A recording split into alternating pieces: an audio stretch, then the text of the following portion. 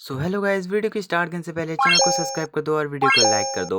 और गाइस, आज मैं जिस सीरीज़ को एक्सप्लेन करने वाला हूँ उस सीरीज़ का नाम है the revenge of demon God. और गाइस, ये सीरीज़ भी ड्रैगन गॉड की तरह ही है। तो एपिसोड 1 के स्टार्ट में हमें एक बंदे को हंसता हुआ दिखाया जाता है, जिसके बाद हमारा सीन शिफ्ट होता है और हमें एक पावरफुल लाइटनिंग स्ट्राइक दिखाई जाती है। जिसके बाद हम देखते हैं जैसे ही वो लाइटनिंग स्ट्राइक अर्थ से टकराती है तो वहां पर काफी जोरदार ब्लास्ट होता है। जिसके बाद हमारा सीन शिफ्ट होता है और हमें एक बंदे को दिखाया जाता है जो बंदा उसी लाइटनिंग स्ट्राइक को देख रहा था। और हम देखते हैं जमीन में काफी ज्यादा बड़े गड्ढे बन गए थे उसी लाइटनिंग स्ट्राइक की वजह से। जिसके बाद हमें एक बंदे को दिखाया जाता है और ये कोई नहीं डीमन गॉड है। जिसके बाद हम देखते हैं डीमन गॉड यहाँ पर उस इंसान से कहता है कि तुम एक कुत्ते की तरह हो, यहाँ पर तुमने उन सभी के लिए मुझे छोड़ दिया और मेरे डिसाइपल होने के बाद भी मुझे मारने की कोशिश करी, मैं तुम्हें नहीं छोड़ूंगा। लेकिन हम देख पाते हैं कि डीमन गॉड का स्टूडेंट यहाँ पर कहता है उनसे कि तुम यहाँ पर मेरा कुछ भी नहीं बिगाड़ पाओगे, तुम यहाँ पर काफी ज्यादा इंजर्ड हो, मैंने तुम्हें ब्रेक थ्रू करते समय घायल किया था। जिसके बाद हम देखते हैं जो डीमन गॉड होते हैं वो उसकी तरफ बढ़ते हुए कहते हैं कि मैं तुम्हें यहीं पर मार डालूंगा और मुझे कोई नहीं रोक पाएगा। लेकिन गाइस, यहाँ पर डीमन गॉड काफी ज्यादा इंजर्ड थे। जिसके बाद हम देख पाते हैं वो बोलता है कि मैं तुम्हें अपनी इसी स्वॉर्ड से मार डालूंगा क्योंकि ये स्वॉर्ड मुझे तुम्ही ने दी थी और इस स्वॉर्ड की पावर तो तुम जानते ही हो। और हम देख पाते हैं उसके चारों तरफ जो 5 रियल्म्स के लीडर्स थे वो भी यहाँ पर आए थे उसकी प्रोटेक्शन के लिए। जिसके बाद वो आगे कहता है कि आप बस लास्ट टाइम मुझे उस पिल को दे दो और अपने सारे वेपन्स को दे दो, जिसके बाद मैं आपको आसानी से मार दूंगा। हम देखते हैं दूसरी तरफ डीमन गॉड को काफी ज्यादा गुस्सा आ चुका होता है और वो बोलते हैं कि तुम सभी यहाँ पर धोखेबाज हो, तुम 5 रियल्म के सुप्रीम होने के बाद भी तुम पांचों के पांचों ने मुझ पर धोखे से हमला किया। जिसके बाद हम देखते हैं 2 सुप्रीम बोलते हैं कि तुम डीमन गॉड हो, हमें पता है तुम्हारी पावर के बारे में, उसके बाद भी तुम्हें लगता है कि हम तुमसे फाइनल बैटल करने के लिए तुम्हारे सामने आएंगे, लेकिन अब तो वो तुम्हें चीज देनी ही पड़ेगी। जिसके बाद हम देखते हैं यहाँ पर डीमन गॉड का एक खतरनाक रूप और हम देख पाते हैं वो बोलते हैं कि चाहे आज मुझे यहाँ पर अपनी जान ही क्यों ना देनी पड़े, मैं तुम्हें वो चीज नहीं दूंगा। जिसके बाद यहाँ पर डीमन गॉड का स्टूडेंट कहता है कि वो कहता है कि ये हमें बाहर निकालने की कोशिश कर रहे हैं। तभी हम देखते हैं वो पांचों सुप्रीम कहते हैं कि फ्रेंड्स, अब इसे मारने का टाइम आ गया है। जिसके बाद हम देखते हैं वो यहाँ पर अपने सबसे ज्यादा पावरफुल मूव्स का यूज करते हैं और उनके पावरफुल मूव्स इतने ज्यादा पावरफुल थे कि वो यहाँ पर डीमन गॉड को आसानी से मार सकते थे। जिसके बाद हम देखते हैं वो डीमन गॉड के साथ क्लैश होता है और हम देखते हैं यहाँ पर डीमन गॉड की बॉडी धीरे धीरे कर कर खत्म होने लगती है और इसमें डीमन गॉड को भी काफी ज्यादा तकलीफ होती है। जिसके बाद हमारा सीन शिफ्ट होता है और हमें एक कैलेंडर को दिखाया जाता है। जिसके बाद हमें बताया जाता है जो डीमन गॉड था उसने अपने टाइम पे काफी ज्यादा तबाही मचाई थी अर्थ पर, जिस वजह से 5 सेक्ट के लोग और डीमन गॉड के कुछ करीबी लोगों ने मिलकर यहाँ पर डीमन गॉड को मार डाला है और उसी दिन के साथ डीमन गॉड का एंड हो गया। और गाइज, मैं बता दूं इसमें उन लोगों के बारे में कुछ भी नहीं लिखा गया जिन्होंने डीमन गॉड को किसी चीज के लिए मारा था। जिसके बाद हमें एक बंदे को दिखाया जाता है जो अपनी आंखें खोल रहा होता है। जिसके बाद हम देख पाते हैं वो बंदा जैसे ही अपनी आंखें खोलता है तो वो कहने लगता है कि मुझे लगा था कि मैं मर गया हूँ, उतनी ऊपर से गिरने के बाद मुझे नहीं लगा था कि मैं जिंदा बचूंगा। जिसके बाद हम देखते हैं वो शॉक हो जाता है अपनी वॉइस को देखकर। जिसके बाद हमें पता चलता है कि ये डीमन गॉड है और इसका रिबर्थ हो चुका है। इसके बाद हम देखते हैं कहीं दूर से आवाज आती है कि वो अब तक मर चुका होगा, हमें उसे ढूंढना नहीं चाहिए, अब हमें यहाँ से जाना चाहिए। वैसे भी उस जैसे वेस्ट इंसान के लिए हमें यहाँ पर इतनी ज्यादा छानबीन करने की कोई जरूरत नहीं। जिसके बाद हमें कुछ लोगों को दिखाया जाता है और इनके साथ एक लड़की भी होती है जहाँ पर ये लोग कह रहे होते हैं कि अब तक तो उस आदमी को कोई खा ही चुका होगा। जिसके बाद हम देखते हैं ये लड़की कहती है कि तुम्हें उसी टाइम पे मुफेंग को ढूंढना चाहिए था। जिसके बाद हमें पता चलता है कि उस बंदे का नाम मुफेंग था। इसके बाद एक बंदा कहता है कि वो तो अनाड़ी इंसान है, वो उसी टाइम पे फिसल गया था इसीलिए हम भी उसे नहीं बचा पाए। जिसके बाद हम देखते हैं जो मुफेंग होता है वो यहाँ पर अपनी एक डीमन टेक्निक का यूज करता है। और गाइस, ये डीमन टेक्निक का यूज कैसे कर रहा है, क्योंकि ये डीमन गॉड है इसीलिए इसको भी काफी सारी टेक्निक्स आती हैं। जिसके बाद हम देखते हैं जैसे ही ये अपना अटैक करता है तो जितने भी लोग ये होते हैं ये सभी अपनी जगह से हट जाते हैं और काफी ज्यादा दूर चले जाते हैं। हम देख पाते हैं जो यहाँ पर मुफेंग का अटैक था उससे जमीन पर कुछ भी नहीं होता। जिसके बाद मुफेंग कहने लगता है कि ये क्या हो रहा है, मैंने यहाँ पर अपनी डीमन टेक्निक यूज करी थी उसके बाद भी ये कोई असर क्यों नहीं कर रही यहाँ पर। और वो यहाँ पर काफी ज्यादा हैरान था ये सब देखकर। जिसके बाद हम देखते हैं जितने भी वो बंदे होते हैं वो यहाँ पर मुफेंग को पीटने लगते हैं और गाइस, यहाँ पर मुफेंग काफी ज्यादा कमजोर था इनके सामने, इसीलिए वो सब मिलकर यहाँ पर मुफेंग को काफी बुरी तरीके से पीट रहे होते हैं। तभी एक बंदा यहाँ पर मुफेंग को एक जोरदार पंच मारता है और इस पंच में इतनी ज्यादा पावर थी कि वो मुफेंग को घसीटता हुआ एक पेड़ के पास ले जाकर फेंक देता है। जिसके बाद हम देख पाते हैं वो बंदा कहने लगता है कि ये तो वही है फेंग। और हम देखते हैं वो कहने लगते हैं कि इसके जैसा बेकार कल्टीवेटर मैंने आज तक नहीं देखा। और हम तभी देखते हैं वहाँ पर जो वो लेडी आई होती है वो यहाँ पर इन सभी लोगों को रोकती है और वो यहाँ पर फेंग के पास जाकर कहती है, फेंग क्या तुमने सही में मुझे नहीं पहचाना, तुमने मुझे कैसे नहीं पहचाना। जिसके बाद हम देख पाते हैं जो फेंग होता है उसे भी अलग ही गुस्सा आ रहा होता है और वो कहने लगता है कि मैं डीमन गॉड डीसी टियान हूँ, उसके बाद भी इन लोगों ने मुझ पर हाथ चलाने की हिम्मत कैसे करी। और वो कहने लगता है कि अब मैं इनमें से एक बंदे को भी यहाँ से जाने नहीं दूंगा। हम देख पाते हैं वो यहाँ पर उनकी तरफ बढ़ने लगता है और कहता है कि मैं तुम सभी को यहीं पर मार डालूंगा। लेकिन हम देख पाते हैं कि ये काफी ज्यादा कमजोर था, इसीलिए जैसे ही ये उस बंदे के पास पहुंचता है उस बंदे को पंच करने की कोशिश करता है। तभी हम देख पाते हैं कि जो वो दूसरा बंदा होता है वो यहाँ पर कहने लगता है कि तुम्हें क्या लगता है कि तुम ऐसे आओगे, मैं डर जाऊंगा। और हम देखते हैं वो बंदा यहाँ पर उसे एक जोरदार पंच भी मारता है इसके साथ और वो ये कहता है कि क्या तुम भूल गए हो कि तुम कौन हो। जिसके बाद हम देखते हैं दूसरा बंदा यहाँ पर उसे पीठ में लात मारता है और कहता है कि मुझे लगता है कि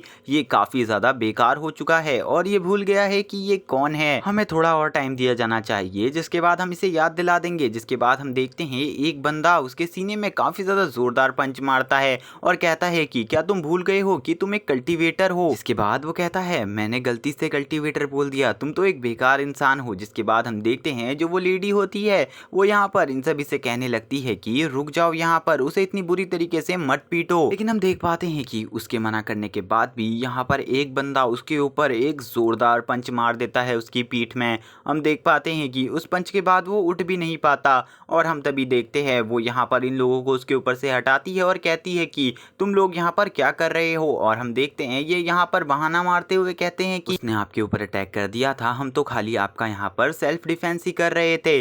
तभी हम देखते हैं वो यहाँ पर बेहोश होने लगता है और वो कहता है कि मुझे लात मारना बंद करो। और हम देखते हैं इसके बाद उसकी आंखें बंद हो जाती हैं और हम देख पाते हैं हमारा सीन शिफ्ट होता है और हमें वापस से यहाँ पर डीमन गॉड के स्टूडेंट को दिखाया जाता है जो कह रहा होता है कि मैं यहाँ पर तुम्हें तुम्हारे ही वेपन से मारूंगा। और हम देखते हैं उसके पास गदा लाइक एक वेपन था और हम देख पाते हैं ये खाली यहाँ पर जो फेंग था उसका सपना था। और हम देखते हैं डीमन गॉड यहाँ पर उसके उन दोनों वेपन्स को रोक लेते हैं अपने हाथों से और कहने लगते हैं कि मैं इन दोनों वेपन्स को इजीली डिस्ट्रॉय कर सकता हूँ, ये मेरे ही हैं। और गाइस मैं बता दूं ये वही फाइट सीन है जिसके बाद जो डीमन गॉड थे उनका एंड हो गया था और वो कहने लगते हैं कि क्या तुम्हें लगता है कि तुम्हारे ये दो हथौड़े मुझे मारने के लिए काफी हैं, तुम्हें नहीं पता कि इससे भी ज्यादा पावरफुल वेपन मेरा कुछ नहीं बिगाड़ सकते। इसके बाद हमारा सीन शिफ्ट होता है और हमें वापस से फेंग को दिखाया जाता है जहां पर वो लड़की होती है वो फेंग को पीट रही होती है ताकि वो जाग जाए क्योंकि वो काफी लंबे टाइम से बेहोश था। जिसके बाद हम देखते हैं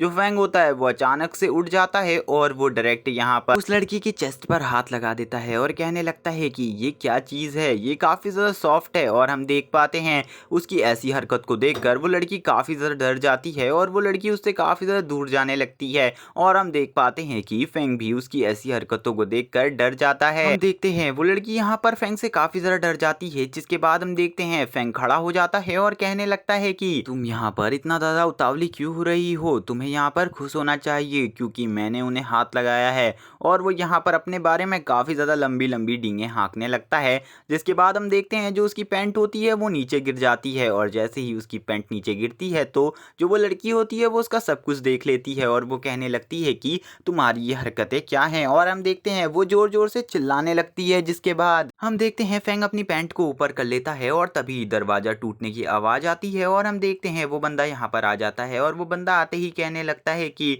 यहाँ पर क्या हुआ है, अभी मुझे बताओ तुमने क्या करने की कोशिश करी। जिसके बाद हम देखते हैं वो यहाँ पर मिस को जब डरा हुआ देखता है और फेंग की ऐसी हालत देखता है तो वो काफी ज्यादा डर जाता है और उसे लगता है कि यहाँ पर जो फेंग है उसने यहाँ पर मिस की इज्जत लूटने की कोशिश करी है। इसके बाद हम देख पाते हैं वो बंदा यहाँ पर चिल्लाते हुए अंदर आने लगता है और स्पीड में यहाँ पर उसको मारने के लिए जा रहा होता है और कहता है कि तुमने यहाँ पर मिस के साथ क्या करने की कोशिश करी, मुझे जल्दी बताओ। हम देख पाते हैं वो जैसे ही फेंग के ऊपर अटैक करता है तो यहाँ पर फेंग एक लॉन्ग जंप लेता है जिस वजह से वो उसके अटैक से बच जाता है और वो कहता है कि क्या तुम्हें लगा था कि तुम मुझे मार पाओगे, तुम मुझे कभी नहीं पकड़ पाओगे। जिसके बाद हम देख पाते हैं वहां पर कि उस बंदे के बाकी जितने भी साथी थे वो यहाँ पर फेंग को ही मारने की कोशिश कर रहे थे, लेकिन जो फेंग था उसकी स्पीड इतनी ज्यादा थी कि वो उसे देख भी नहीं पा रहे थे। फेंग बोलता है कि अगर अभी तक मेरी पावर लॉस नहीं हुई होती, यानी कि मैंने अभी अपनी पावर नहीं खोई होती, तो मैं तुम लोगों को कब का मार चुका होता। मुझे यहाँ पर सोचने पूछने की ज़रूरत नहीं होती कि तुम कौन हो। जिसके बाद हम देखते हैं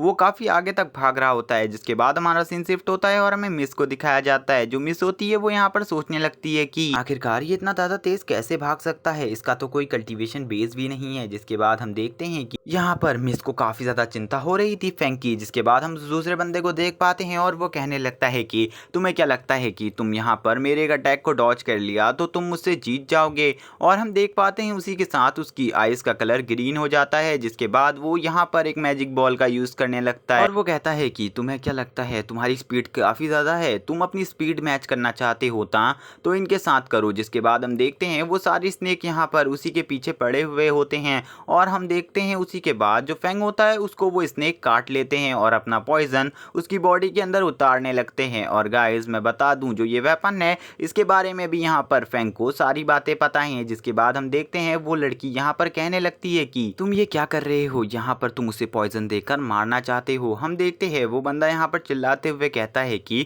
तुम यहाँ से जल्दी जाओ और मास्टर को बुला कर लाओ, मैं इसे ज़्यादा टाइम तक नहीं रोक पाऊंगा। जिसके बाद हम देखते हैं वो कहती है कि ठीक है मैं यहाँ से जा रही हूँ और मैं जल्दी ही मास्टर को बुलाकर ला रही हूँ। और वो बंदा उससे कहता है कि ये मरेगा नहीं, ये जिंदा रहेगा। जिसके बाद हम देखते हैं यहाँ पर जो फैंग होता है उसकी हालत खराब होती है और इस पॉइजन की वजह से वो यहाँ पर बोल भी नहीं सकता था। और हम देखते हैं वो कह रहा होता है कि अब मेरे साथ क्या होने वाला है यहाँ पर। जिसके बाद हम देखते हैं कि वो यहाँ पर उसकी बॉडी की सारी एनर्जी को एब्जॉर्ब करने लगते हैं और मिस के जाते ही यहाँ पर वो अपना असली रंग दिखा देते हैं। और यहाँ पर अब वो लोग मिलकर फैंग को टीज करना स्टार्ट कर देते हैं। और तभी हम देखते हैं जो वो लड़का सबसे पहले दरवाजा तोड़कर अंदर आया था वो यहाँ पर उसके बाल खींचता है और उससे कहने लगता है कि तुम सही में एक कचरे ही हो, तुम उस माउंटेन से गिरने के बाद भी जिंदा बच गए। मेरे फादर ने कहा था कि एक कचरे को मारना काफी ज्यादा मुश्किल है। जिसके बाद हम देखते हैं वो लोग यहाँ पर बुरी तरीके से उसे पीटने लगते हैं। जिसके बाद हम देखते हैं इसी वजह से उसके अंदर का जो डीमन था वो जाग जाता है और हम देख पाते हैं कि अब उसकी आइज भी पूरी तरीके से रेड हो जाती हैं। जिसके बाद हम देखते हैं उसे बहुत ज्यादा गुस्सा आने लगता है। तभी हम देखते हैं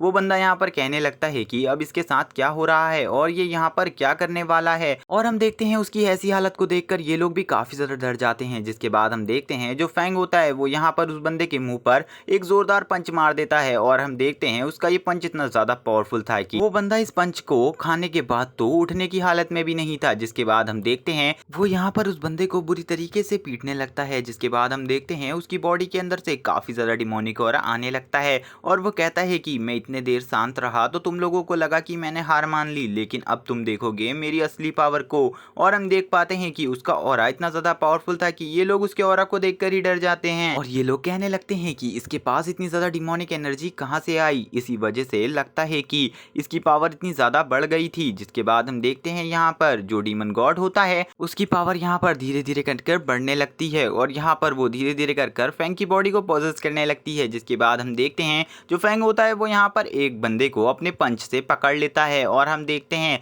इसमें भी उसकी पावर काफी ज्यादा थी और वो फ्लाई भी कर रहा था। जिसके बाद हम उसी बंदे को देखते हैं और वो बंदा यहाँ पर कहने लगता है कि अब मुझे पता चला कि तुम यहाँ पर कैसे जिंदा बच गए उस माउंटेन से गिरने के बाद। तुमने यहाँ पर डिमोनिक पावर को कल्टीवेट किया है जिस वजह से तुम यहाँ पर बच पाए थे। और हम देखते हैं वो कहने लगता है कि अगर मैंने अभी तुम्हें यहाँ पर मार दिया तो जरूर ही मैं यहाँ पर मास्टर का स्पेशल स्टूडेंट बन जाऊंगा। जिसके बाद हम देखते हैं वो यहाँ पर अपनी फुल पावर का यूज करने लगता है और हम देखते हैं वो अपनी स्नेक्स को वापस से बाहर निकाल लेता है। लेकिन हम देख पाते हैं कि जो डीमन गॉड थे वो भी यहाँ पर फाइट के लिए तैयार था, इसीलिए वो भी यहाँ पर अपनी पावर को जनरेट कर लेता है और अपने डीमन मॉन्स्टर बनाने लगता है अपनी एनर्जी से। लेकिन हम देख पाते हैं कि उसकी पावर यहाँ पर इतनी ज्यादा थी कि वो अपने मुंह से ही उन स्नेक्स को 2 हिस्सों में काट रहा था। और हम देखते हैं यहाँ पर उसकी ऐसी पावर को देखकर ये सभी लोग शॉक हो जाते हैं। हम देखते हैं वो बंदा भी इसे देखकर काफी ज्यादा शॉक हो जाता है और कहने लगता है कि इसे यहाँ पर मेरे स्नेक्स का पॉइजन भी कुछ असर नहीं कर रहा, अब मुझे क्या करना चाहिए। जिसके बाद हम देखते हैं वो कहने लगता है कि अब मेरे बचने का खाली एक ही रास्ता है और मुझे भागना चाहिए। जिसके बाद हम देखते हैं वो काफी ज्यादा स्पीड में भागने लगता है और कहता है कि कोई मुझे इस दानों से बचा लो, ये डीमन मुझे यहीं पर मार डालेगा। और हम देखते हैं वो यहाँ पर डरते हुए कहने लगता है कि प्लीज मुझे जाने दो, मैंने तुम्हारा क्या बिगाड़ा है, मुझे यहाँ पर जिंदा छोड़ दो। हम देख पाते हैं कि वो यहाँ पर उसे कहता है कि अगर तुम मुझे जिंदा छोड़ दोगे तो मैं तुम्हें यहाँ पर काफी ज्यादा गोल्ड कॉइन्स दूंगा जिससे तुम काफी ज्यादा रिच हो जाओगे, प्लीज मेरे पास मत आओ। और हम देखते हैं यहाँ पर उसकी जो पैंट थी वो उसको भी गीली कर चुका होता है यहाँ पर, क्योंकि उसे काफी ज़्यादा डर लग गया होता है और वो कहता है कि प्लीज़ मुझे मत मारो। जिसके बाद हम देख पाते हैं कि जो डीमन गॉड था वो यहाँ पर उसे पकड़ लेता है और हम देखते हैं वो यहाँ पर ज़ोर ज़ोर से रोने लगता है। इसके बाद हमारा सीन शिफ्ट होता है और हमें एक फॉर्मेशन दिखाई जाती है और ये फॉर्मेशन इसी रूम के ऊपर बन गई होती है और हमें बताया जाता है ये एक डिमोनिक फॉर्मेशन है डीमन को पकड़ने के लिए। जिसके बाद हम देखते हैं यहाँ पर फैंग के ऊपर काफ़ी ज़्यादा ज़ोरदार लाइटनिंग अटैक होने लगते हैं जो कि इसी फॉर्मेशन की वजह से होते हैं। और गाइस हम देख पाते हैं ये फॉर्मेशन और किसी ने नहीं, यहाँ पर फैंग के और उस लड़की के मास्टर ने बनाई होती है। सो गाइस कमेंट करके बताओ कि मैं इस सीरीज को कंटिन्यू करूँ या फिर नहीं, क्योंकि ये वाला एपिसोड यहीं पर एंड हो जाता है। सो गाइस अगर इस सीरीज को देखना चाहते हो तो चैनल को सब्सक्राइब कर दो और वीडियो को लाइक कर दो। कमेंट करके जरूर बताओ कि आपको ये वीडियो कैसी लगी। Okay bye guys.